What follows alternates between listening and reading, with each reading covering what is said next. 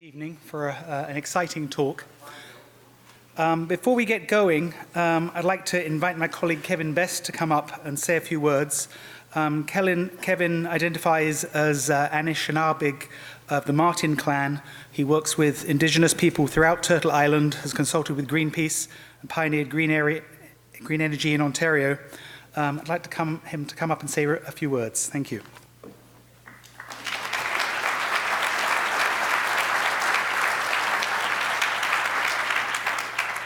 Thank you, Miigwech. Avojo, wabshe shito dam McKibben on dishnakas.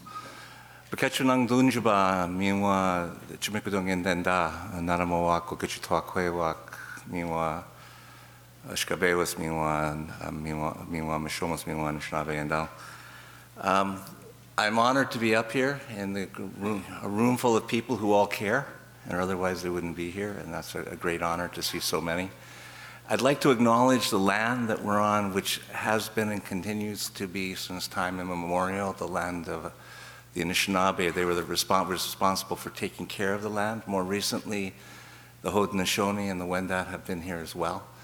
And the legitimate law of this place is governed under something called the Dish with One Spoon Treaty. And I want to acknowledge all the Tattle Creek, I knew it'd come to me, this flows very close to where we are, and all the lost rivers and streams, all of our relatives that are all among us and still here despite being buried by concrete. Aho, miigwech.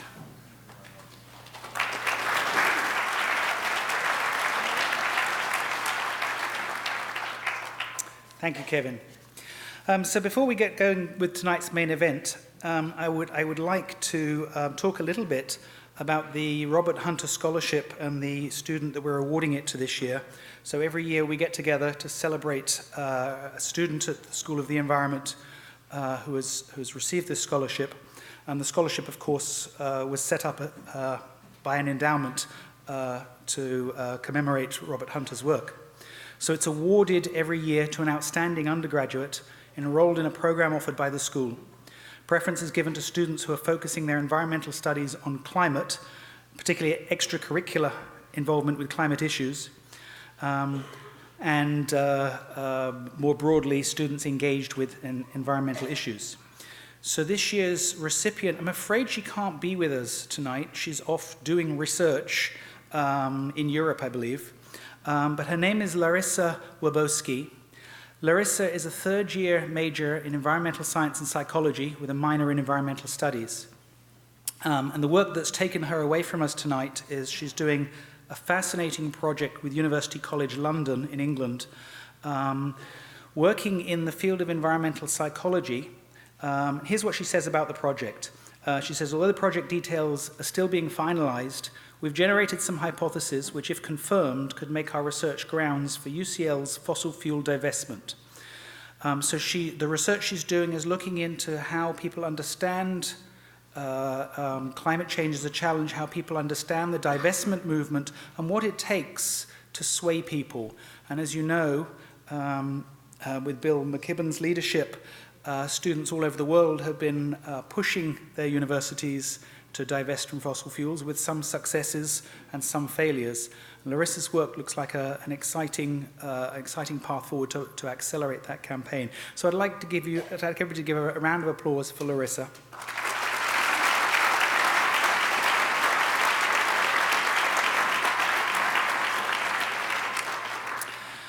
And then I'd like to welcome to the stage Thomas Hart, who is Bill McKibben's biographer. And Thomas is... Okay, I'm going to make all the mistakes tonight and then everything else is going to go smoothly. Yes, I was close. Yes, Thomas, come up to the stage.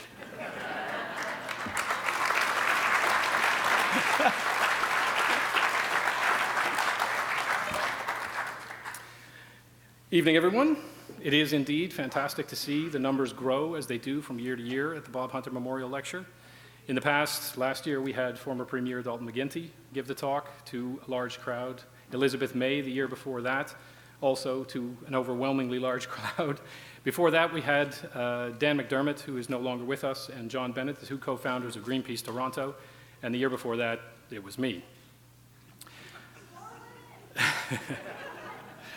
At any rate, the idea to have Bill come to do the talk came about after Elizabeth May's talk, because we started to realize that we were headed into an election year, at least in 2019, 2018 in the province, and Will Hunter and I thought that it would be a good idea to light a fire under that idea and to wake people up to the fact that the central issue in our elections is the climate, and that the more climate candidates that we have on tickets, no matter where they are or what stripe they are, the better it is going to be for the environment in the long run. At any rate, ironically enough, while I was waiting for my car to be fixed, I decided to fire off an email message to Bill McKibben, which I did, saying that we have this Bob Hunter Memorial Lecture every year, and I was wondering if you'd be willing to give it. Now, at Ryerson, where I teach, I often get responses within 48 hours of sending an email message. In this instance, I got a response within 9 minutes, which said, sure, where, and when. And that started things off. And so 2 years later, here we are. We have Bill McKibben with us, and I'd like to introduce him and connect him with Bob's legacy and Bob's writing. Bob wrote in his second book, called The Enemies of Anarchy, that natural laws are not open to interpretation. There is no recourse to a higher court, and no species can violate biological law without paying the death penalty. The management of nature is carried out for no one's benefit but life's. The forces of instinct, need, ability, tenacity, and vulnerability converge to strike a rough but effective balance. Human beings, at least as judged by themselves, are thought to be independent of biological management. Yet, they are as dependent on the four basic natural resources, water, soil, vegetation, and other animal life, as any lower form of life. These basic resources are not separate entities independent of each other. Each is dependent on the others for its own successful functioning. Humanity itself is dependent for its existence on the proper functioning of them all, as part of an organized whole. And this is a sentiment that is shared with Bill in some of his writings in terms of the fact that what we deal with now is not nature, but our nature. 350.org, the grassroots movement that Bill started with a handful of graduate students, has driven divestment from fossil fuel industry to the tune of $8 trillion at this date. 350 has precipitated, organized, or participated in climate change protests around the world and takes its name from the bottom line of 350 parts per million atmospheric carbon to maintain the balance of life. As of now, we should note, the number of parts per million of atmospheric carbon dioxide, CO2, is over 400. On the face of it, the planet is broken. McKibben accepts this, but does not see it as a reason to roll over, but rather as a reason to adapt and rethink our lifestyle and make the changes necessary to make human life and civilization, along with the rest of life, better fit for the tough new world we have created. Life, human or otherwise, has always struggled. This is fundamental. Bill McKibben believes that the most important struggle that humanity faces is not with nature. Nature will not change according to our desires, our pleading, our arguments, or our politicians. Our attention needs to be focused on ourselves. The only way McKibben sees human civilization surviving the coming changes in environmental circumstances is to stop trying to change nature and instead start working aggressively to change our nature. And in many respects, this may be the more difficult of the two to overcome. As he says in his book, Earth, spelled with 2 A's, global warming is a negotiation between human beings on the one hand and physics and chemistry on the other, which is a tough negotiation because physics and chemistry don't compromise. They've already laid out their non-negotiable bottom line. Above 350 parts per million atmospheric carbon, the planet doesn't work. In this case, the good and the essential and the perfect and the adequate are all about the same. In 2:30, Facing Thermageddon in Our Lifetime, Bob warned us about just how close at hand this issue is. The climate crisis, he says, isn't out there somewhere. Its causes are close at hand, literally as close as the night lamp switch. I hold them in my hand when I dig the keys out of my pocket to start the car. And that should be said about all of us here, in the belly of the beast, mainlining coal and oil. Please join me now in welcoming the 2019 Bob Hunter Memorial Lecturer, Bill McKibben, and listen.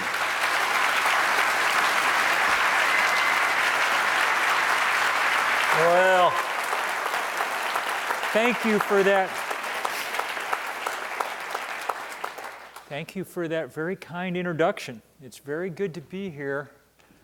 And I wish you hadn't said that thing about the 9 minutes, because I do not want everybody writing to tell me to come give a talk. I normally just say no, or do them by Skype, or try to save carbon somehow or another or something. But this invitation was important because Bob Hunter was important, and it is part of our work to bear witness to those who blazed the way.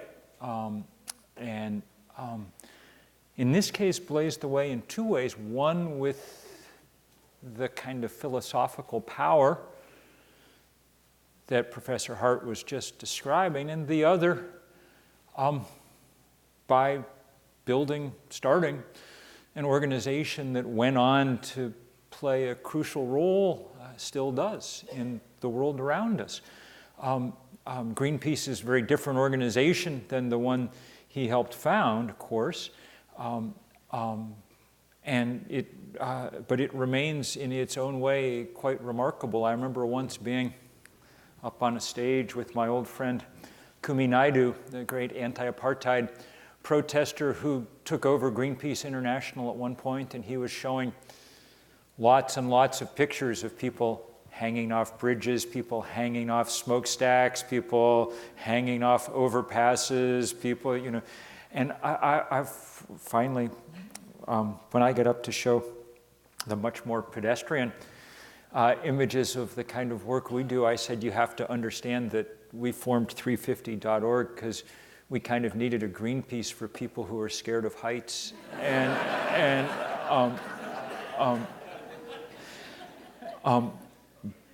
But his role as a kind of conscience of the community, and in some ways of the country, is very, very important. And one of the reasons I'm in Canada was because I was yesterday in Vancouver, in his old stomping grounds, and with Elizabeth May at UBC, who's one of my oldest friends, and who I think is fulfilling some of this role of conscience of a country at the moment, and very good to see. Good for me to see, because I have a tiny bit of Canada in me. I lived in Toronto when I was a boy in the 1960s. For 5 years, my father was a journalist assigned up here, and so I went through grade 4 at North Lee Public School.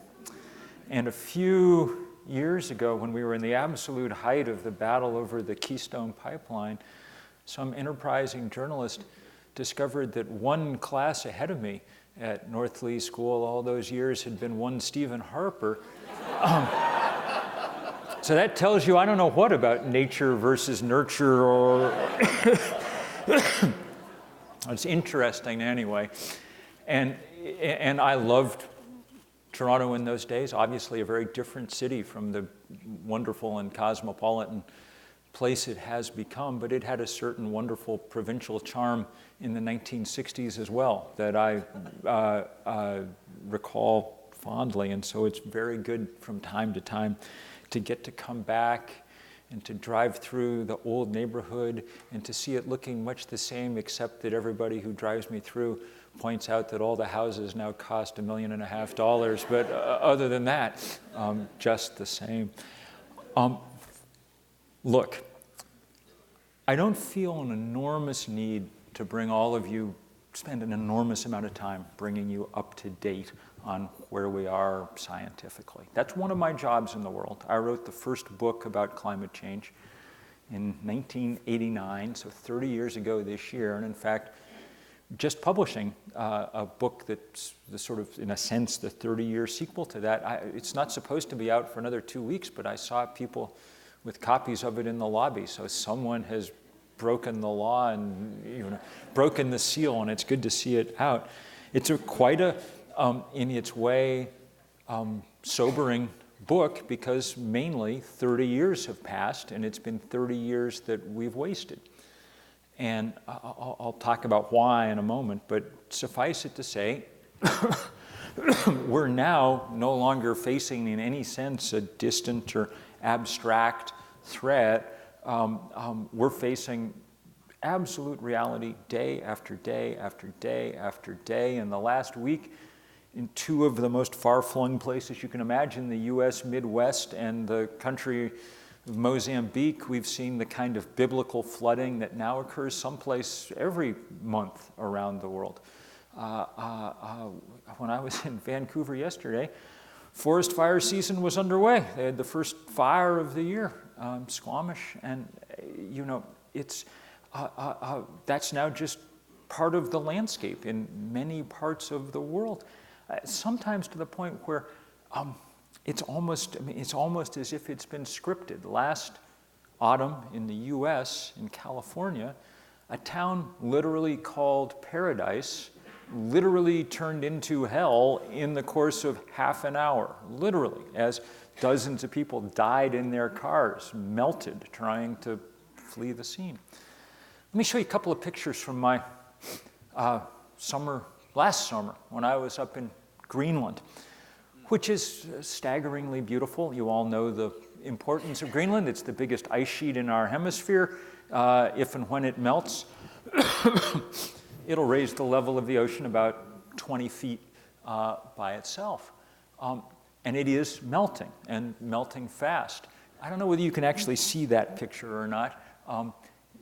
Out the front of the boat that we're traveling in, there's a lot of open water. In fact, it goes for a mile or so in either direction. But if I was looking at the chart above the captain's wheel, and it clearly demonstrated that our boat was on dry land.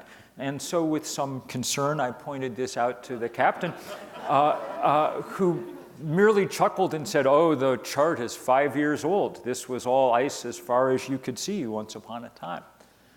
I was there because I'd long had a project I'd long wanted to do. This woman on the left is a woman named Kathy Jetnil-Kajayan, it's a marvelous poet from the Marshall Islands. The Marshall Islands is a beautiful part of the South Pacific that probably won't be there at the end of the century, because it's only a meter or two at the highest above sea level, which is not a good place to be on a rapidly warming planet. I wanted her to get to do one of her remarkable poems, standing on the ice that as it melted would drown her home. And she recruited a young Greenlandic poet, Akka Niviana, and together they produced a really remarkable poem that now has been seen by millions of people on YouTube, and you can look it up yourself. But it was just a profound moment to be there and understand that the world suddenly, in our lifetimes, in the course of a couple of decades, is undergoing changes larger than it's undergone in hundreds, well, in tens of millions of years anyway, 70, 80 million years since the last big asteroid hit. It's, well, I mean, it's scary, among other things. I don't know whether that's video is actually going to play or not. I think not. So I won't worry about it.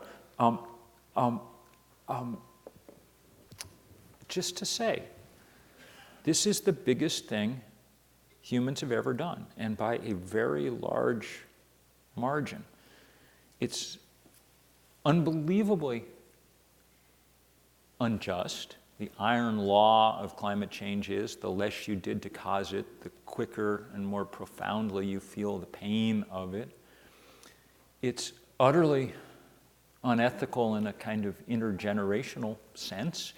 We're wrecking the lives. We're going to be the first generations to leave the planet in substantially worse shape than we found it, degrading it for our children, but probably more profoundly degrading it for the next 1,000 generations after that too. It's profoundly unjust in the sense that we're going to take out some extraordinary percentage of the rest of the planet's DNA too. as we do this. So far, we've raised the temperature of the Earth a little more than 1 degree Celsius.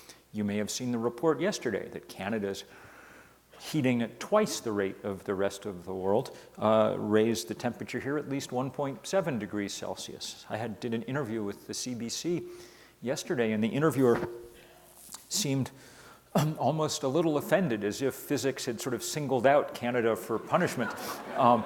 And I had to just explain that this was the effect of Canada's deep northern exposure. It's when that beautiful white shield of ice melts up north, and instead of deflecting 80% of the sun's rays back out to space, it absorbs 80% of them in the blue water that eventuates. We call this Arctic amplification, and it's why the North is warming faster than any place else. But the thing to bear in mind is that we're still early in this story. I mean, on current trajectories, that 1 degree that we've raised the temperature of the planet so far, even if everybody kept the promises they'd made as part of the Paris Climate Accords, even if everybody kept all those promises, the temperature would go up about 3.5 degrees Celsius. And of course, certain countries that shall go unnamed aren't keeping the promises that they made in Paris. In fact, one of them has withdrawn from the entire thing. An embarrassment for that country, since it's the country that's poured the most carbon into the atmosphere of any country on Earth. It is sometimes hard to be an American, it must be said, especially right now. But even if we kept those promises, that's how much the temperature would go up. And if the temperature goes up 3.5 or 4 or 4.5 degrees Celsius, then we can't have civilizations like the ones we're used to having. There's simply no way to adapt to change on that scale. It comes too fast and too hard and too destabilizing. We already get a sense of that. Look, for instance, at Syria, where academics now with great firmness credit much of the underlying cause of the civil war to the worst drought that gripped what we used to call the Fertile Crescent in history, driving 1 million or more farmers off their land and into the cities, and further destabilizing an already unstable and brutal regime. A couple of million people now have been made refugees by that event, and that couple of million refugees have been enough to destabilize the politics of Western Europe and to no small degree even the politics of North America. So now imagine the UN says that the low estimate for climate refugees we can expect by mid-century is about 200 million. Try to figure out how we're going to deal with that, what that means to the world. All right, enough depression. Take a breath. I've done my best. I'm not going to do any more to try and depress you. In fact, for a moment, I'll try and cheer you up. The other thing that changed in the 30 years since that first book of mine was that though the politicians did not do their job, the engineers did do their job. And they managed to bring down the price of a solar panel or a wind turbine much faster than anyone thought. In the last 10 years, it's come down 90%. Now the cheapest way around the world to generate electrons is to use the sun or the wind and to hook it to a battery. It's cheaper now than burning natural gas in most of the world, cheaper than burning coal. Even if you don't charge coal or natural gas anything for the destruction that they do to the planet, if you did, then none of us could afford to buy fossil fuels ever. That's remarkably good news.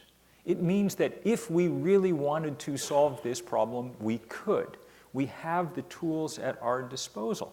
In fact, it's very clear that 75 years from now, the planet's going to run on sun and wind because it's free.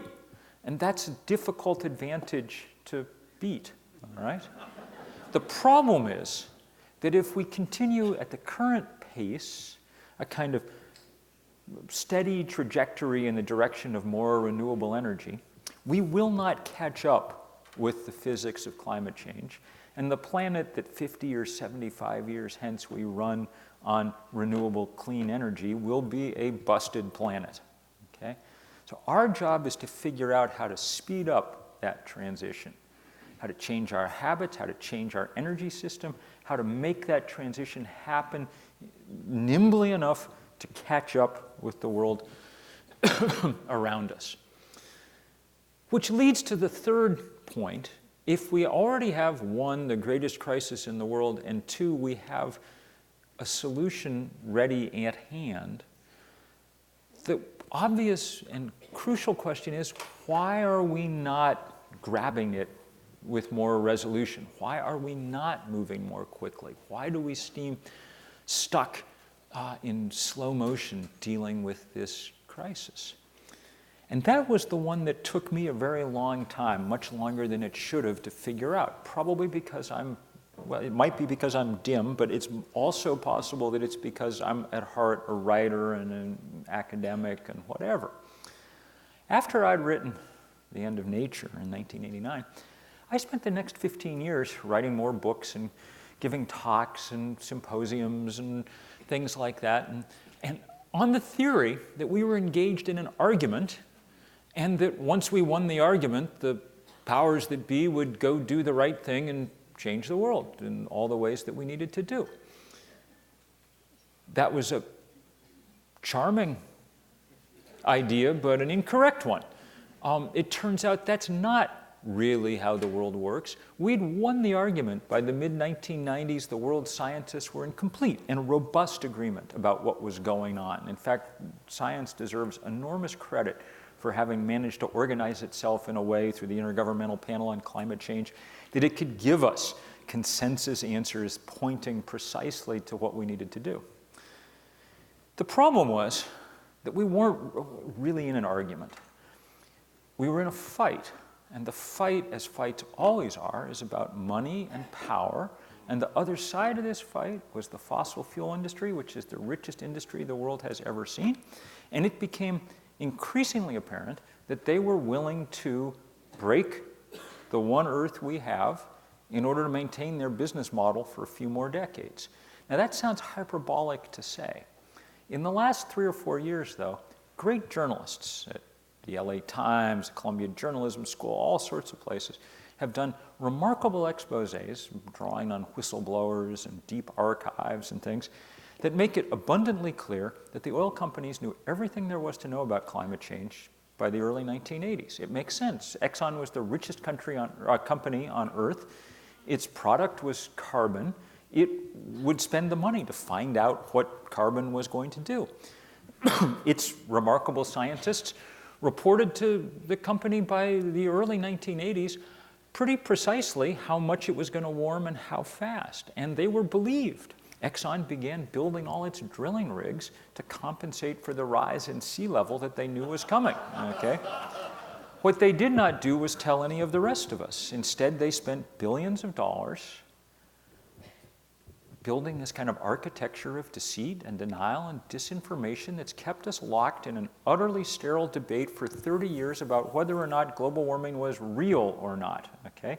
A debate that both sides knew the answer to at the beginning. It's just that one of them was willing to lie, and it was the most consequential lie in human history because it cost us 3 decades, maybe the crucial 3 decades.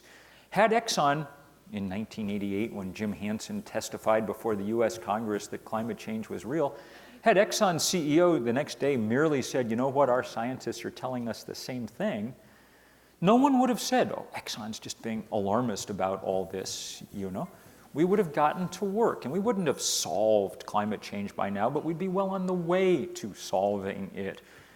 Instead, the lie worked so well that the most powerful person in the world, the President of the United States, believes that climate change was a hoax manufactured by the Chinese, which is a theory. I mean, if you were sitting on a public bus and the person next to you started muttering that, you would change seats. I mean, and yet that's where we are. So, having belatedly realized this, and having belatedly realized that the kind of early environmental strategy of trying to get people to change their light bulbs and so on, was not going to deal with the problem we had in the time we had. We began casting around for how to start trying to stand up to that wealth of fossil fuel industry. We obviously weren't going to use money, but there are occasionally times in human history when people are able to build movements large enough that they can deflect some of that status quo power. And so we started to try. There was no climate movement 15 years ago. And we tried to create one out of whole cloth. And in this case, when I say we, me and 7 undergraduates at the small college in Vermont where I teach, when we formed 350.org, we had no idea what we were doing. It's one of the reasons that I like sort of reading about the early days of Mr. Hunter and Greenpeace, because my sense was they may not have had an unbelievably clear idea of what they were doing either right from the start, you know. They were sort of making it up as they went along, as were we. We had 7 undergraduates. There are 7 continents. Each one took one. And we went to work. The guy who got the Antarctic also was in charge of the internet, okay? So we set out around the world to try and find allies, people like us. Not everywhere is there somebody called an environmentalist, but everywhere there's someone worried about women's rights, about war and peace, about hunger, about public health, about all the things you cannot have on a rapidly degrading planet. And we made it our mission to try and find them and enlist them in this cause, to sort of begin to spread the word about what was going on. We asked everybody, this was 10 years ago this autumn, the first thing we did was this big day of action. Well, we tried to get people all around the world to just do something to kind of bring attention to their neighbors about what was happening. We didn't know how well it would work. People had never tried this kind of distributed organizing really in quite that way. We got the first sense that it might work 2 days early. We told everybody to do this on a Saturday. On that Thursday, we were sitting around our one little office and the satellite phone rang, and it was our leader in Ethiopia, who, like all of us, was a volunteer. Like most of us, was a she. Like a lot of us, was 17 years old, and she was in tears. And she said, the government took away our permit for Saturday. So we're doing it today before they can stop us, which was brave, because it's not a really very nice government, but that wasn't why she was crying. She just kept saying, we wanted to do it the same time as everybody else. We wanted to be part of the whole thing with everyone else. We don't want to spoil it. We're really sorry. And we have 15,000 young people right now out in Addis chanting 350. And I was, you know, said, well, do not worry about the date. It's okay. And it was more than okay. It was the beginning of a really remarkable weekend. Before it was done, there had been 5,200 demonstrations in 181 countries. CNN called it the most widespread day of political action in the planet's history. For me, the most beautiful part of it was having been told all my life that environmentalism was something that rich white people did, and if you didn't know where your next meal was coming from, you wouldn't be an environmentalist, and on and on and on, was to just watch the pictures roll in, sometimes 20 and 30 a minute from around the world, and realize that pretty much everybody we were working with was poor, black, brown, Asian, young, because that's what pretty much everybody on Earth is, actually. And what do you know, as deeply concerned about the future as anybody else, maybe more so, because the future bears down hard on you. So people exercised great wit and and great faith. This was long before Pope Francis. This was the first involvement on a big scale of religiously. So there's the head of Muslim South Africa, of indigenous traditions, the Anglican Archbishop, at the head of a big march across Cape Town. 200 big demonstrations in China. Not an easy place to demonstrate. A few people went to jail, but you know, China's doing really remarkable and interesting things. They're installing renewable energy faster than any place in the world now. Those are your brothers and sisters in the Maldives. It's the Student Government Association. They're holding their meeting in the lagoon to demonstrate the existential problem that goes with being on a low-lying atoll when the sea level is rising and rising fast. They're brilliant organizers. Everybody was brilliant organizers, and in tough places. I mean, that's Yemen. That's like the toughest place in the world. And all the women who are making that zero, they're in full black burqa. So to us, they do not look like the local Sierra Club chapter holding its, weekly meeting, but in fact, their hearts are exactly in the same place. They're not thinking about themselves. They're thinking about the future, about what it holds. It was beautiful to see. There were 400 or 500 pictures that ended up in a file marked 350 adorable. They were indeed adorable, but they were also hard to look at. I mean, those girls with the big eyes are going to be refugees in their lifetimes, most likely. Not from something they did, from stuff we did. Okay? So we've kept on doing this. We think we've organized about 20,000 demonstrations in every part of the world, every country except North Korea. And it's been great fun, and we love doing it. I mean, I think that may be the last one you see. They seem to have stopped advancing. No, well, we'll see. This is getting tenuous here. I may need help. Some of them are in, places that are very familiar and obvious. Some of them are in places I'd never heard of.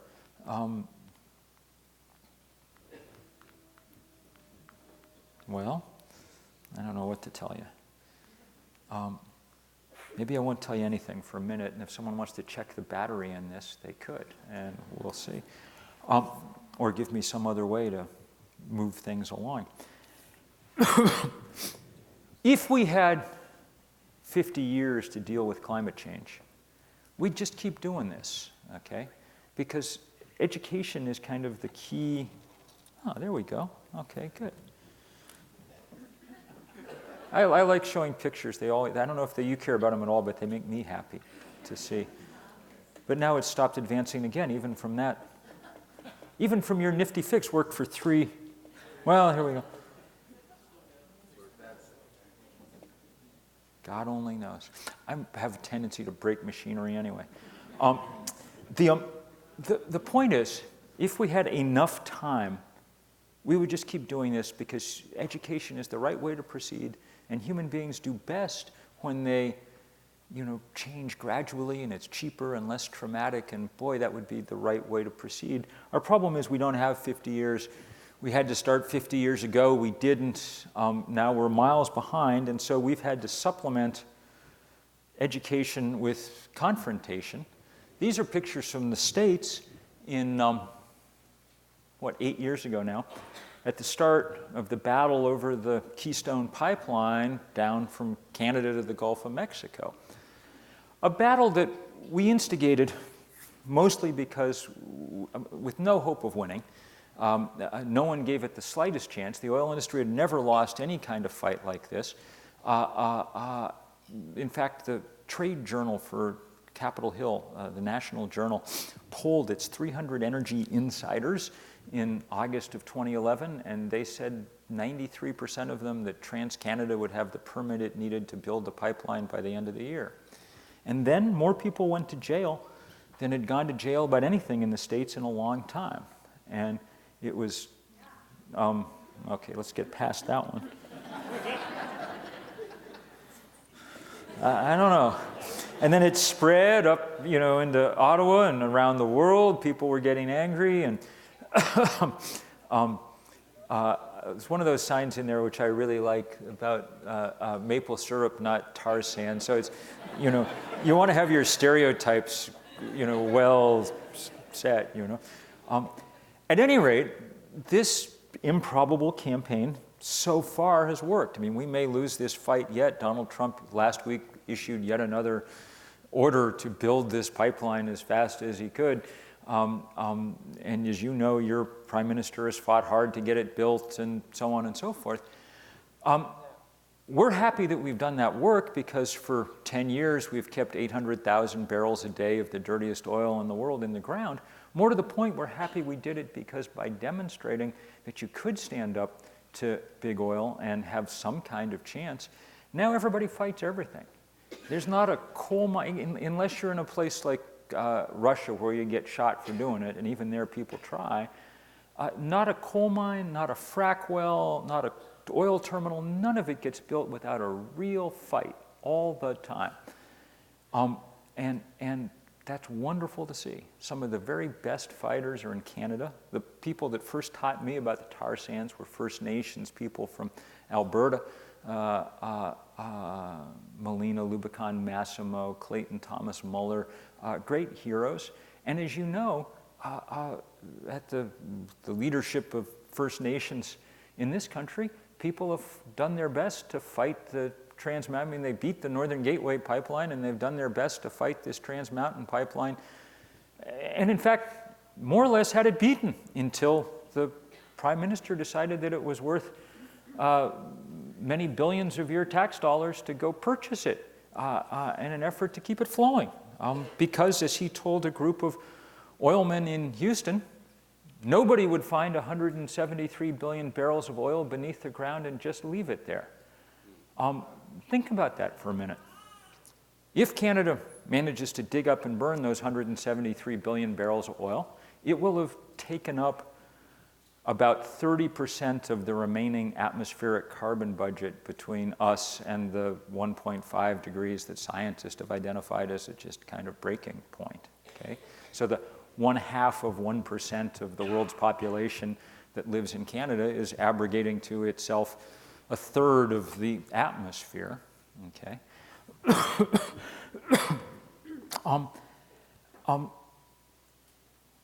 That's just not, I mean, right, wrong, I think it's wrong, but it's just not mathematically possible to behave like that and get away with it. Quite aside from all the other questions about whether it's a good idea to run 4 times as many oil tankers up Burrard Inlet, or whether it's a good idea 200 years in to still be overriding what First Nations people are saying about what they want done, their sovereignty, and so on and so forth.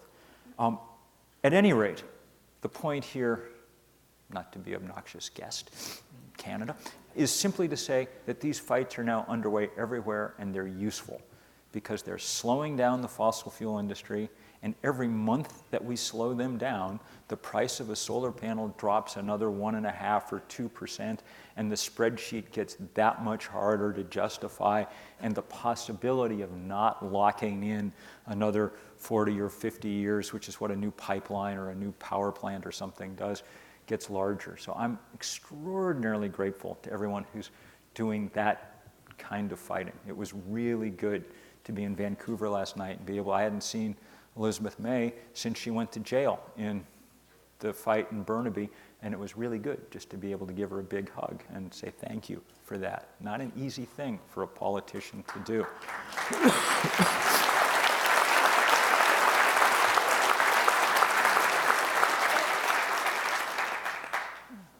I think these slides have given up on me. I don't know if we're going to show you any more. You may have seen your fill of pretty pictures, and now you're just left with me.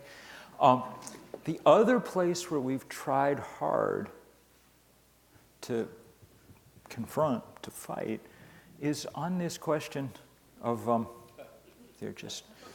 sometimes they just show up, is on this question of who's paying for climate change. Who's investing in companies? I wrote a story for Rolling Stone 6 years ago now that became the kind of most viral story in their web history, and it was unlikely because it was a mathematical account of how much carbon the oil companies had in their reserves and how much carbon scientists said we could safely burn, and the first number was 5 times larger than the second, which means that if we simply follow the business plan of Exxon and Chevron and Shell and everybody else, the end of this story is written. If they do what they have said they are going to do, then the planet heats up and blows away. That's what happens. And once you know that, how do you justify investing in those companies, trying to make a profit off the destruction of the one Earth we've got? Well, we started asking that question. It was your fellow Torontonian and one of my best friends, and Naomi Klein and I, that kind of dreamed up the divestment thing, modeled on what had happened around apartheid a generation earlier. But it took off far more powerfully than we ever thought it would. And at this point, Professor Hart said, we're at $8 trillion worth of endowments and portfolios that have divested in part or in whole from fossil fuel. And it is doing It is doing damage. Politico last week, the politics magazine in the States, ran a story from the big energy conference in Houston, the same one that Justin Trudeau spoke at a couple of years ago. Well, this time they were in a room with a bunch of coal executives, all of whom were explaining that they no longer really had access to capital anymore, that divestment had robbed them of the power to find the money they needed to expand operations. And this grows more powerful with each passing month. In the last year, we watched the city of New York divest its $200 billion in pension funds. Now the city of London has done the same thing, and the city of Paris, the world's great financial capitals, the smart money is moving fast. We watched the Norwegian Sovereign Wealth Fund, the biggest pool of money on the earth, money raised by North Sea oil over the last generation. They decided they weren't going to be in this business anymore either. We watched last summer as the country of Ireland became the first country on the planet to divest from fossil fuel, to take all its public holdings out of any company that does this kind of business. These things are all enormously important because they serve the job of weakening the fossil fuel industry, trying to break its political power. You remember I said that I thought that was the single biggest obstacle between us and the world that we need to build. And so that's what we're trying extraordinarily hard to do. And we'll see how much of that power we've managed to break, because now we're beginning to see people finally making really coherent and cogent demands for reform and change politically. The Green New Deal in the States being the most exciting example so far. And as people make those demands, and as the fossil fuel industry fights back against them, hopefully we'll begin to see at least some shift in the balance of power here, some ability to begin, however tenuously, to hold them to account and to change the direction that we're going in. And that's why I want to I'm conscious I've stumbled on for a long time here. I want to end by talking about organizing a little bit, because that's the heart of this question, okay? The question about whether we're going to make it through whatever narrow window we have left as a planet depends more than anything else on the question of how many people rise up and demand change swiftly, how much organizing we can do. Some of it's tomorrow. 8:30 in the morning, there's a rally for green investment outside TD Bank at King and Bay. Is that enough information to get you all there at the right time? You all can find that address. Well, it's a that organizing. I guess what I want to tell you is there are things very much to hope for. Organizing had kind of died out for a while. The generation that Bob Hunter represented did us an unbelievable favor back in the late 60s and early 70s by building movements of real scale and scope. Earth Day in 1970 in the US, which we'll celebrate the 50th anniversary of next spring, Earth Day 1970 was a signal event. 20 million Americans came out in the streets. That was 1 in 10 of the then American population. It was the biggest demonstration about anything there'd ever been before or since in American history. It was remarkable, and it changed the political landscape because it was so large. Over the next 4 years, a man named Richard Nixon, who had not an environmental bone in his body, a man who, when his handlers decided they needed a picture of him in the outdoors, they shot a picture of him walking on the beach at Santa Barbara near his home, on the beach in his black Oxford shoes, okay? That's how much of a connected to the natural world he was. Richard Nixon had no choice but to sign the Clean Air Act, the Clean Water Act, the Endangered Species Act, all the pieces of legislation that formed the bulwark of America's move toward environmental protection, and then became the template for environmental laws all over the world, because people were out in the street. Now, they built a great amount of power. Think of it as a big battery that they've filled up in the late 60s and early 70s. And for a decade or two, the environmental movement ran on that power. It built big offices in places like Washington and Ottawa and lobbied. And that was probably a smart strategy because there was still enough power in the battery that they were able to win most of the fights that they were having. But at a certain point, that battery began to run down, and the fossil fuel industry and the rest of industry got better at fighting back. And by the turn of the millennium, we were losing many more fights than we were winning, and it was time to try and refill that battery. And that's why we started 350.org, and it's why it is so beautiful to watch all the other things that are now arising and doing a better job than we ever could have at this work. The Green New Deal, one way of saying this is, for those of you who are worried, the kids are okay. They are doing their job, all right? The Green New Deal, the Green New Deal in the States is the product of a group called the Sunrise Movement, okay? Almost all of whom are veterans over the last 5 years of the college divestment fights. So the lessons they learned on campus are now being put to good use. And they seem old to the kids who are in high school and junior high and elementary school who are now striking all over the world for climate action. Greta Thunberg's one of the great heroes of our time. We've been working hard to support all their work. When they had the last big round of school strikes on March 15th, one of the things that young people said on podiums on 5 continents, 6 continents was, it's time for adults to back us up, okay? Which is absolutely right. So we don't have a date set yet, but watch this space, you know, stay tuned to things like 350.org, because sometime, I hope in the autumn, we're gonna have a day when we need all of us to disrupt business as usual as effectively as the kids have disrupted education as usual. We're going to need people out of their offices for a day and joining in truly a huge climate strike to try and drive a little more fear into the hearts of the people who run this world. And so what we need is for everybody to figure out how to go somewhere outside their comfort zone. Because it is abundantly clear that what we've all done so far hasn't been enough. We haven't gotten done what we need to do.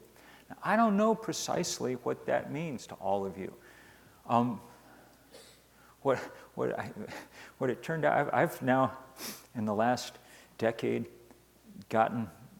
I've been to jail now, I think 7 or 8 times, which was not at all how I expected to, you know, when I was at Northleigh Public School, this was not how I envisioned, and it's not how Mrs. Webster thought my life was going to turn out, or, you know, any of that. And I'm not saying you all need to go to jail, though you could. It's no fun, but it's not the end of the world either. The end of the world is the end of the world, so that's why we do what we do. Maybe I'll say one thing kind of about that, because I'm looking out at this audience and pleased to see the great diversity in age, and there's even 1 or 2 people almost my age out there. And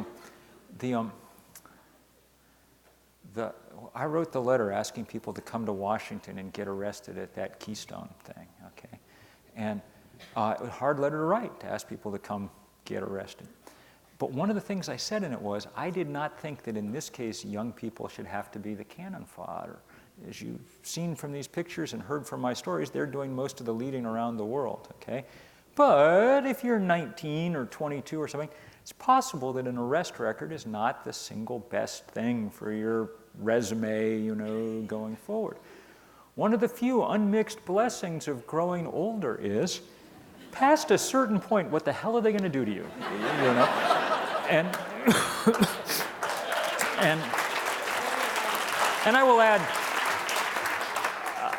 will add, since we're at a university, if you happen to have tenure, that goes triple for you, okay? I mean, you're more or less bulletproof, so, you know, put it to your superpower to some use, okay?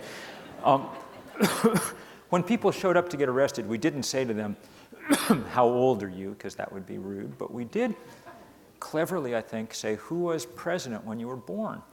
And the two biggest groups were from the FDR and the Truman administration. So my Canadian, it's like the Diefenbaker era. I don't know what it is exactly, some, back in history. But it was really good for the young people who were there to see their elders acting the way we actually need elders to act in a working civilization, okay?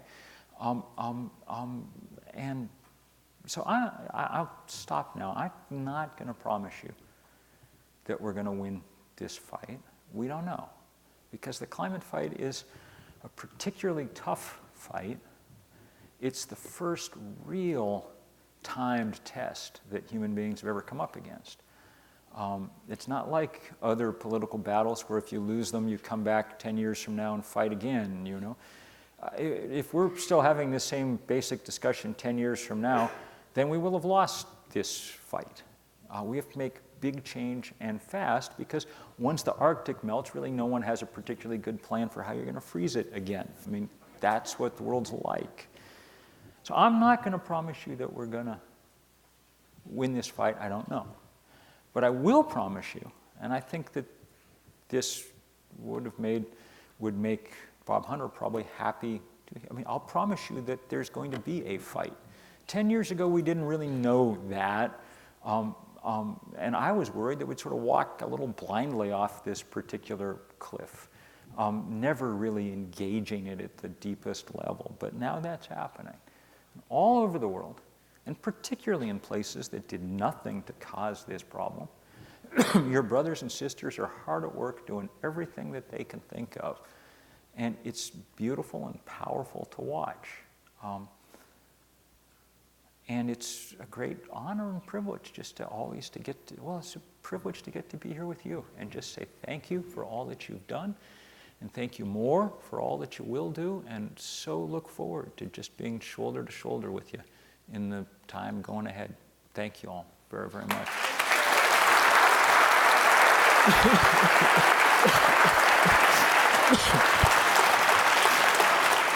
Please, no. Not necessarily. Not necessarily. Too kind. Too kind, please. So I've rattled on for a long time, and I won't be the slightest bit offended if people want to just go out into the nice April evening. But if we want, we have 15 minutes where you can hurl questions or abuse or whatever comes to mind, and I'll do my best to engage it. I can more or less see you out there, so if you wave your hand and shout, then I'll repeat questions if people can't maybe hear them. There you go. Yeah, thanks so much for being here and your example. One of the things that we do here is we're not so honest in some ways about how much we consume. And we're ignoring air travel, we're ignoring shipping, we're also ignoring concrete use. Ignoring what? Concrete usage in our greenhouse gas accounts, including the greenhouse gas protocol that's now standard for many cities in the world. Do you know of any city that actually counts their concrete use, or bricks, or tiles, or glass? No. People are getting better at doing this kind of life cycle analysis, but the strongest numbers at the moment remain just on basic fuel use, on burning coal and gas and oil for power and transportation and heating and things. And that's simply because we're triaging, as best we can. But concrete's important. We think it's maybe 8% of emissions, something like that. So, and another thing that's important is land use and agriculture, which is another 15%, 18%, something like that. Look,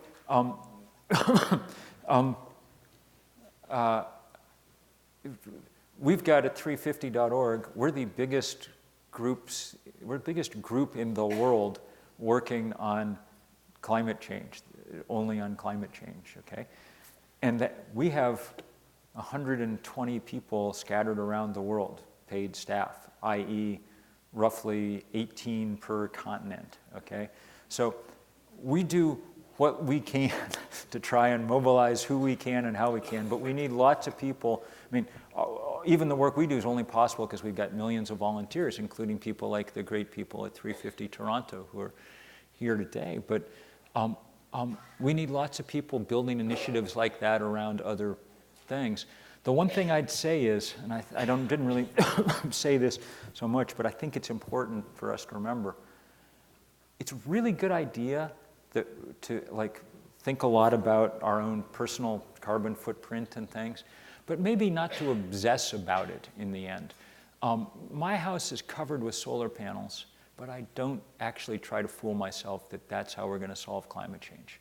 At this point, we're so far behind the curve that the most important thing an individual can do is be a little bit less of an individual and join together with other people in building the kind of movements that have some hope of enacting political change on a scale large enough to matter.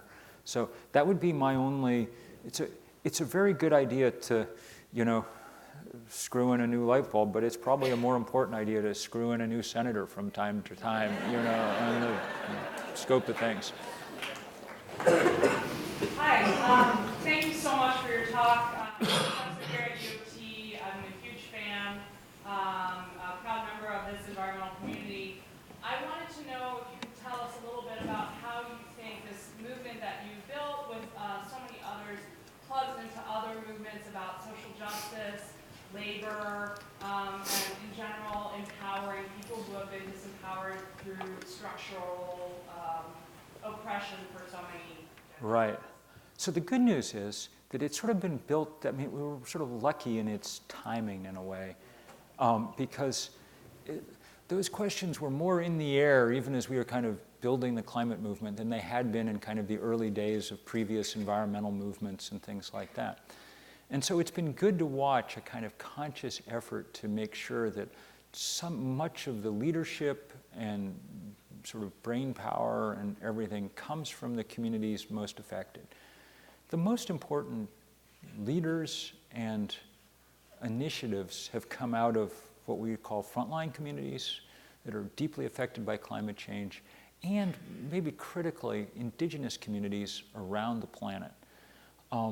On every continent. The only pictures I'm really sorry not to be able to show you are pictures from my favorite of all our colleagues, the Pacific Climate Warriors in the low-lying Pacific Islands, who have just done an unbelievable job I mean, they represent an infinitesimal percentage of the world's population, but they've punched way above their weight.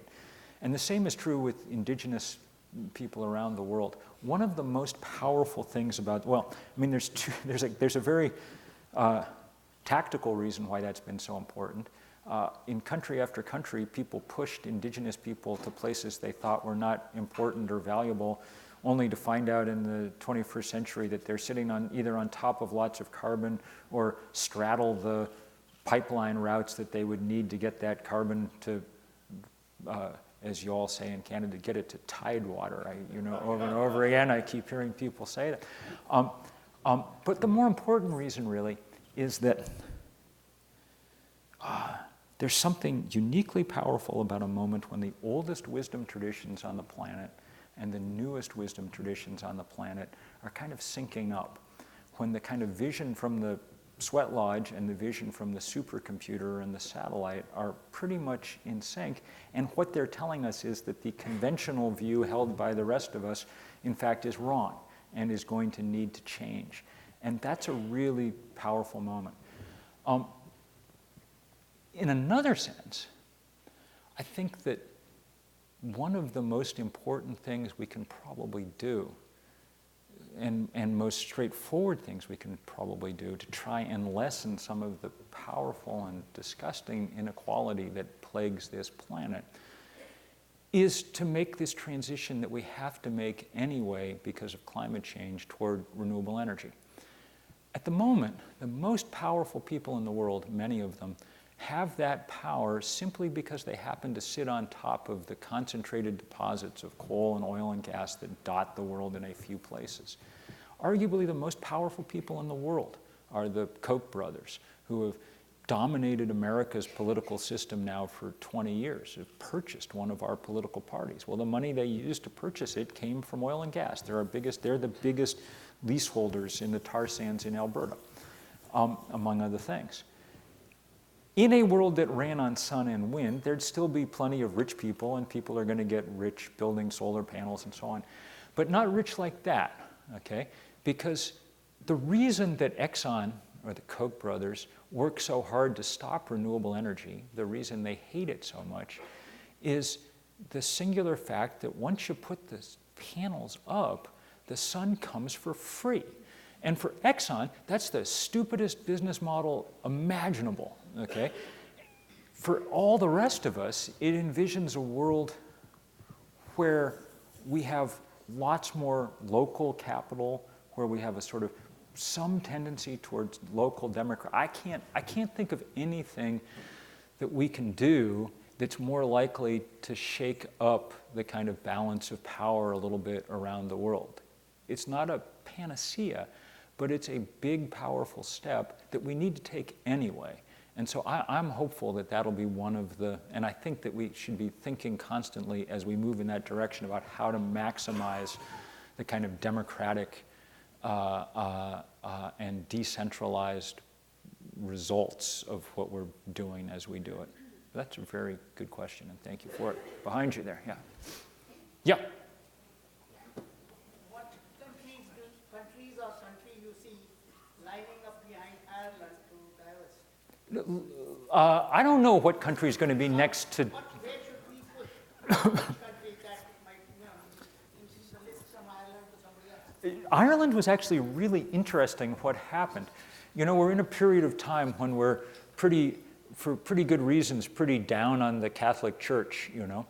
But it was the wonderful Catholic volunteer group in Ireland, Trocare, that really was the impetus behind the large-scale organizing that got Ireland to divest. And they were working directly off Pope Francis's utterly remarkable encyclical, Laudato Si, probably the most scathing critique of modernity that's emerged in this century, and well worth reading. So maybe that, I don't know. I mean, you know, who knows who's going to follow exactly, but we're working all over the world hard, and there's huge progress. I mean, more than half the universities in the UK have now divested from fossil fuel.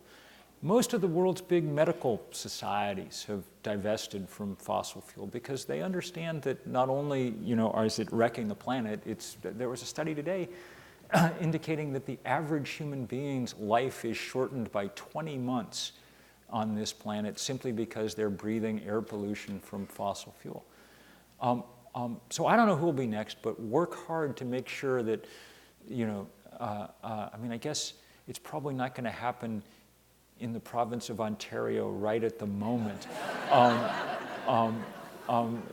Y'all have opted for buck a beer instead, but who knows?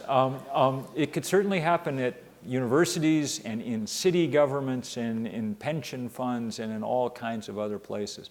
So keep the heat on, because it's one of the good things about divestment is not everybody has a pipeline going through their backyard or a coal mine in their suburb or whatever, but everybody in the Western world has access to some pot of money through their pension fund, their university, their church denomination, whatever it is. And those are good places to push and push hard. It appears that banks seem to be the primary investors in fossil fuels. Is there anything that can be done to discourage them from investing in fossil fuels? Yes, this gives me a very good chance to repeat that at 8:30 tomorrow morning at King and Bay, outside the annual shareholders meeting of TD Bank, you could make some noise. Canada's a good place to take on banks because you've only got a few of them, you know, and so they're big and powerful, but banks can be moved, okay? I mean, they have a big part of what they do is consumer facing, you know. Why do you think Bank of Nova Scotia, every time you turn on Hockey Night in Canada, there they are doing their thing. they care a good deal about what people think. Along with banks, the even bigger pot of money in that world is insurance companies. And it's completely absurd that insurance companies continue to invest in fossil fuel. A bunch of them have divested, especially in Europe. But I mean, these are the guys that we ask to analyze risk in our capitalist economy. Their actuarial tables tell them everything they need to know about what's happening, and yet they continue to pour money into pipelines and whatever else. So save a little venom for the insurance industry too, would be my advice. We have time for a couple more here, yeah? Okay, good. Balconies, yes, I can almost see it. So there you are, I see. Fire away. In this approach, there's probably dozens of organizations like Drawdown Toronto, things like that. How can we all get together to work together? Well, that's a very good question. So, I mean, it's good that people are doing all kinds of different things because we need, but on big occasions, we need everybody to pull in behind particular things to make them big enough to make a difference. So when a campaign gets rolling, like divestment or whatever, then everybody has to pile in to help there too, okay? So if there's going to be a big strike, then everybody's got to join forces and go to work, because sometimes we need to demonstrate our collective power and muscle, and that's good. I mean, we set up 350 the way we did so that just sort of for that purpose, that everybody be able to kind of be able to just do endless kind of coalitional work and bring people in to do stuff from time to time, and it makes it easier for everything. And it's remarkable to see how much fun people have once there's, once they get engaged in some big fight. It's much more, it feels better than the kind of lots and lots of slightly lonely battles. So just for morale purposes, for yourself, it's, when we started the Keystone fight and it started picking up steam, it was amazing to watch how every group that there was piled in and everybody figured out the right thing to do, how to help. What they were good at. The Sierra Club was good at this, and the Indigenous Environmental Network was good at this, and pretty soon everybody was, took some meetings, but people did a great job, and so with so many other fights. So that's what I'd say. Do, let 1,000 flowers bloom, but every once in a while make them into a bouquet, and make it work. There you are. Students are doing a really good job of this. Absolutely. Sign the petition. North Lee. I went to the same school as you. Yeah, awesome. Did you have Miss Turner? I'll tell you my first memory of North Lee School, and so I'm a Yank. We arrive in Canada, and the first day at school. I walk in wearing, as I usually do, my baseball cap, and I'm immediately summoned to the principal's office, and he straps me, not very hard, but with a belt. I was first grader. I was like, what's going on? He says, you have shown disrespect to the Queen by wearing your hat inside. And I got to say, I like Canada a good deal, but I really don't like the Queen much at all, and never have since. My sense is that North Lee Public Schools probably changed some in the... Mr. Wright has retired. There you go. Can you say something to perhaps encourage school administrators, principals, and teachers to activate children to engage in climate change instead of being afraid of it as a taboo subject? Sure. My advice would be to follow to sort of not get in the way of what kids are doing, because kids are doing a lot of it on their own, and they're perfectly good at doing it. It's been really fun to watch. Greta Thunberg is a great hero, and one of the reasons that she's so effective, and this is a good lesson for everybody on World Autism Week, is that she's, as she often says, she's on the spectrum and somewhat along it, and as a result, she's both very focused and extraordinarily blunt.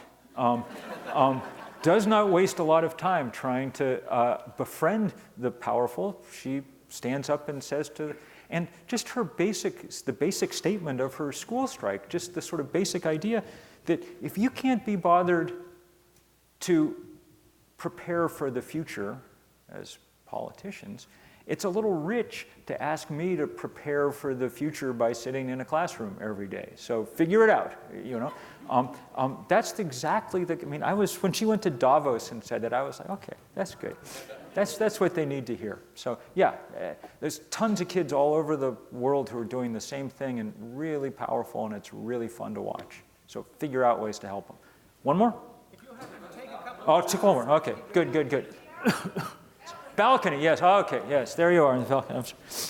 Don't want. Hard to understand why with the young people in the front line, it is a little hard to fathom how probably the biggest voting lobby is baby boomers who were sure in the front line when they were young people.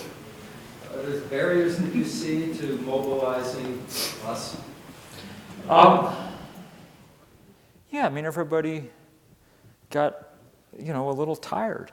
I mean, look, the baby boom generation had a good first act, and then it sort of settled into a, like, I mean, it turned out that, you know, there was a kind of over-focus on, we, you know, became hyper-individuals, the sort of greatest exemplars of the consumer culture that there ever was, extremely focused on ourselves, you know.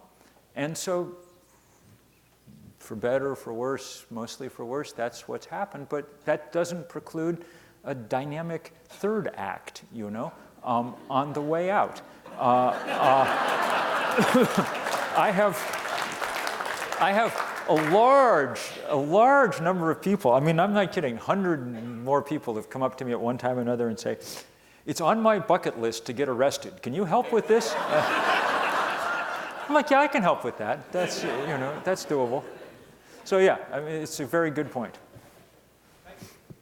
Bill, in order to put a stick in the wheel of big fossil as we're talking about methods, if you consider concepts such as defense of the commons and public trust doctrine, could you discuss the present movement by municipalities, states, on accountability? Yep. Absolutely. So, like the day that New York divested New York City, it also announced it was suing the 5 biggest oil companies on the grounds that, why should New York have to pay for the zillions of dollars to build a seawall in New York? It's clearly, you know, that, you know, Exxon helped make it necessary by lying for a long time. So there's that category of things, and then there's this other category of cases in the States represented by this case called Juliana versus U.S., young people suing under what's called the public trust doctrine to say that the government has an affirmative duty to protect the climate for them going forward. Like all lawsuits, it's taken a while, and at this point the young plaintiffs are, you know, graduating from college and things, but it's a very good lawsuit. I have deep doubts as to whether the court that Donald Trump has now packed is going to indulge it in the end. And that's the problem with court battles. They can't be the main focus of organizing, but they're definitely another way to harry and harass the bad guys. And so I'm really, I mean, you know, now lots of countries are starting to sue. People are talking about cases in The Hague before the International Court, so on and so forth. It's an important thing to do because eventually it'll work, just as it worked with the tobacco industry. You know, in the end, that was the truly powerful tool. And among other things, investors now have to grapple with the fact that there is a cloud over all these companies, a cloud that will eventually burst. All these things will work in the long run. Our problem's just that we don't really have a long run, so we need some things that work in the short run too. and I don't mean to harp on that, but it really is the thing always to bear in mind about climate change. If you present a solution to the problem that works in the course of 50 years, you're not presenting the solution to the problem. Winning slowly on climate change is a different way of losing on climate change. Now, I have to be careful about this in a sense because it's almost easy for me to say, oh, if only you'd listen to me when, you know? Because 30 years ago, there actually were a ton of easy things to do. A modest price on carbon adopted universally 30 years ago would have put us on a different trajectory. At this point, a modest price on carbon is just what it sounds like, a modest change that isn't by itself enough to catch up with where we need to go.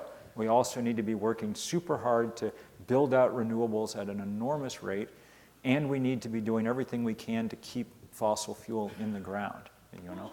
So those are, I think, the three main tasks, and we can work on all of them at the same time. Excuse me for a second. The woman in the middle there, yes. You've spoken a lot about your connection to the land. For example, we have run out of and you know, the biodiversity crisis is often called the twin crisis of climate change. Yep. You alluded quite correctly to the DNA with which we share the planet has suffered as much as we are. Can we tackle those two crises at the same time, given that biodiversity is suffering right now from other forces that are not climate change, but it's really going to be mostly in the future? Yep. There's a terrific letter that a bunch of us signed today that George Monbiot, the Guardian columnist, organized, but Naomi and I think Margaret Atwood and some others signed this letter today. You can find it in the FT, I think, today, talking about the need for natural systems restoration as a big part of the climate fight, because these systems are an elegant way to remove carbon from the atmosphere. And if we protect them, they're also an elegant way to reverse at least a little of the damage that we've done to biodiversity, which is staggering. There are literally half as many wild animals on this planet as there were in 1970. And think about that for a minute. That's astonishing rate of change. So yeah, as with the sort of question about inequality and democracy and power and renewable energy, so we need to sort of work on those things in tandem. So we need to work very much in tandem as the gift that climate change offers is a problem that has to be solved now. Absolutely has to be. And so as we solve it, figuring out ways to do it that also address some of the other things that are going significantly wrong on our planet would be a very useful idea. Yes. Yes. Thank you so much.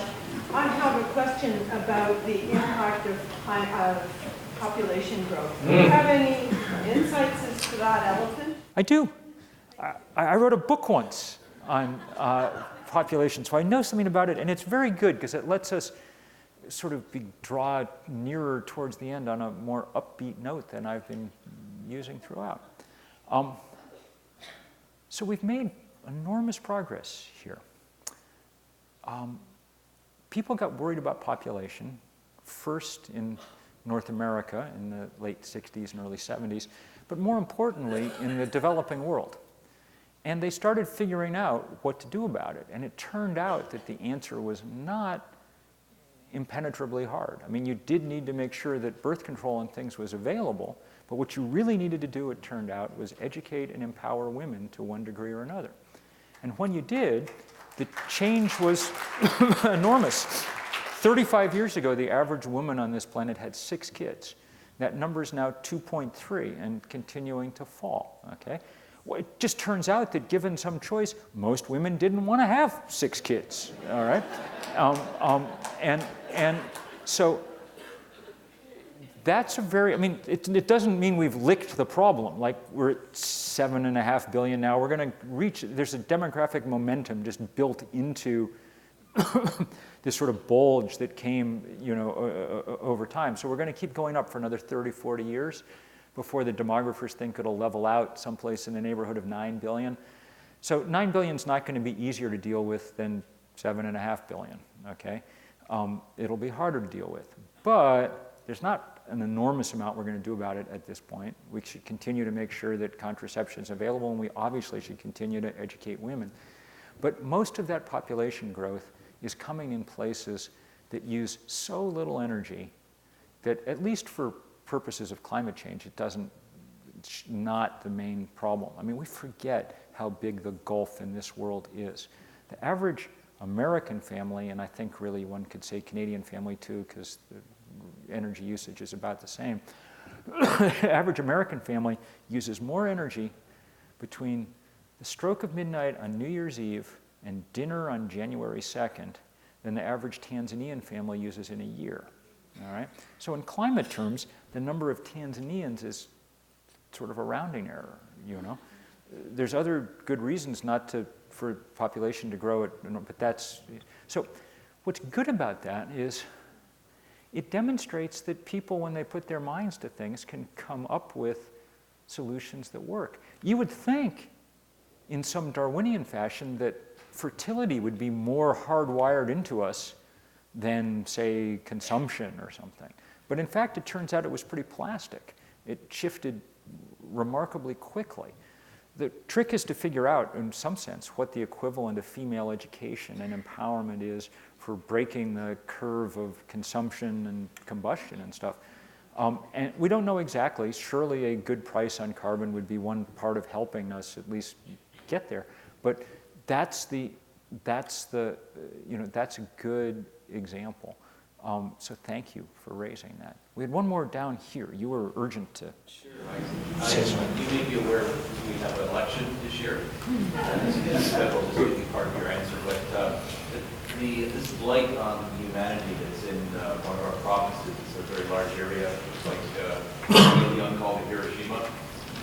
How can we shut that down? Do you have a recipe? Well, the recipe to shutting down the tar sands is, look, first thing to be said is, there's a lot of people who work in the tar sands, so part of figuring out how to shut them down is figuring out how you're going to take care of the people who work there, who for no fault of their own are, employed there. So that's a key way to do it.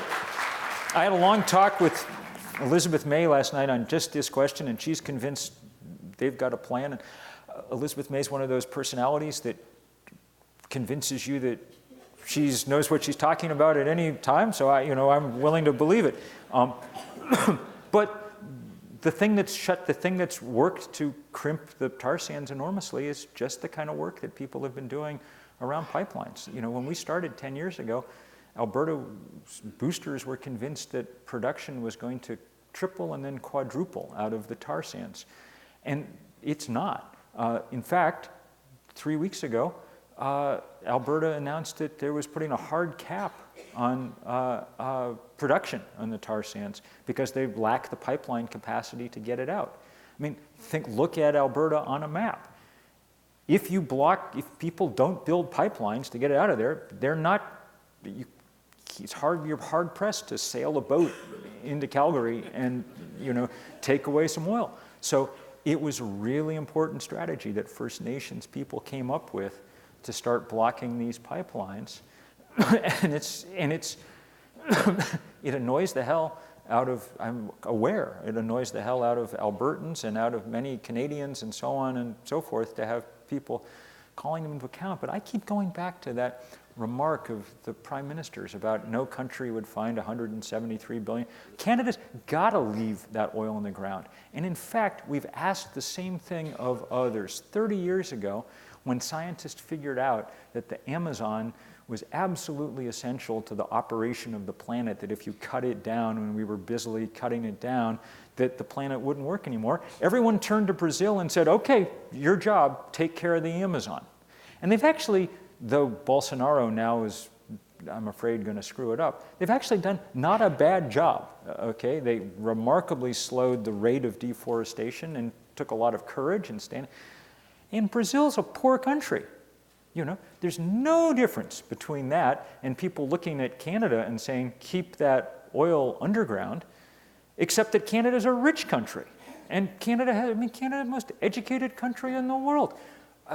The idea that the only thing that people can think of to do to make the Canadian economy work is take this sludge out of Alberta and figure out some way to ship it overseas to get burned that's a blasphemy on Canada, you know? So, I mean, I'm aware that it's politically complicated, and I know that it complicates the election process and blah, blah, blah, and everything else. But I'm also aware that at root, climate change is a math problem, okay? And if you dig up that oil and burn it, then it makes it impossible to solve this math problem. So Canada's job and the United States' job and a lot of other places' job is to do what they can to keep it in the ground. It's effort well spent, at least to try, and so far it's worked better than we thought it would. So thanks to all who've helped in that, and thank you enormously for having me here. I've enjoyed it.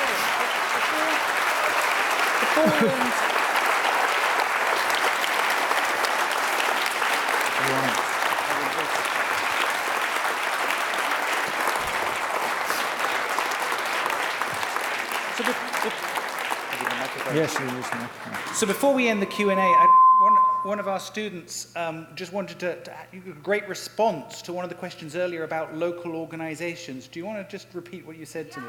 Please. There was a question up here from the peanut gallery that we are looking for opportunities and ways to connect on a grassroots level and unite the siloed areas of advocacy in Toronto. And there's an organization called unify.toronto.org, and if you guys wanted to visit that website, you can see the different partnerships that are available through that.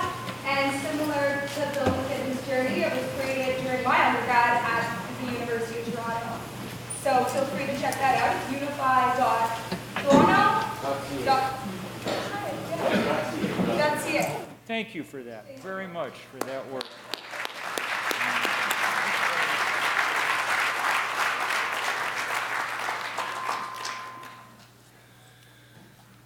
Well, thank you very much, Bill. That was phenomenal. And many years ago, when I was first studying climate science, you inspired me with your words. You've inspired everyone tonight. So it just remains for me to say just a few very quick words of thank you for everybody who helped put the evening together. So Tom Hart, who in 9 minutes managed to engage Bill to come to speak to us tonight. We have some members of Bob Hunter's family, Bobby and Will, who are here tonight. I want to thank them for helping us put this together. I want to thank you.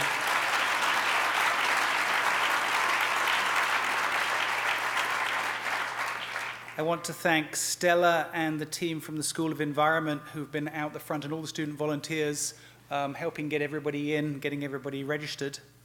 And I want to close, we opened with a few words of an Indigenous prayer, and I think it's only appropriate that we also end with that, picking up on that point of remembering our relationship to the land. So I'd like to invite Kevin to come back up and just say a few closing remarks. Thanks.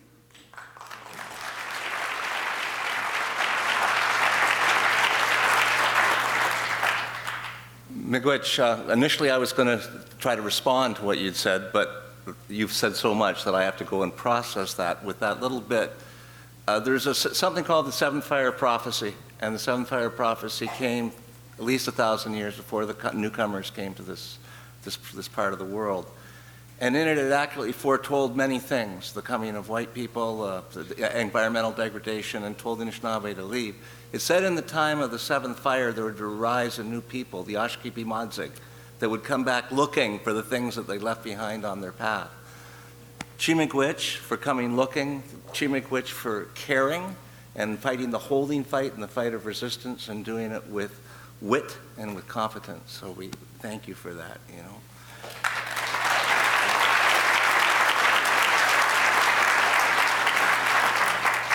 That prophecy says in the time of the eighth fire, the Anishinaabe will take the lead. And when I first heard that, my mostly white mind went, no, we don't need like reverse leadership like that. And then I learned some things. I learned that the head of the trees, the leader of all the tree nations, is the maple tree, because it's the first to be of service to the people in the year, the first to feed. And the head of all the plants is the strawberry. And so, because again, first of service. So there's a come on, let's go way of leadership as opposed to a leadership with a gun. There's a nascent initiative in Toronto led by Anishinaabe women, and I invite conversation. They bring traditional ecological knowledge, they bring ceremony, and they bring teachings and prophecies. So I invite conversation and see where it goes. There's a song called sometimes called the American Indian Movement Honor Song, or the Unity Song, and it is an honor song, so I would ask you all to stand if you're able. And if you know it or want to try to hum it or do whatever, I don't think I need it.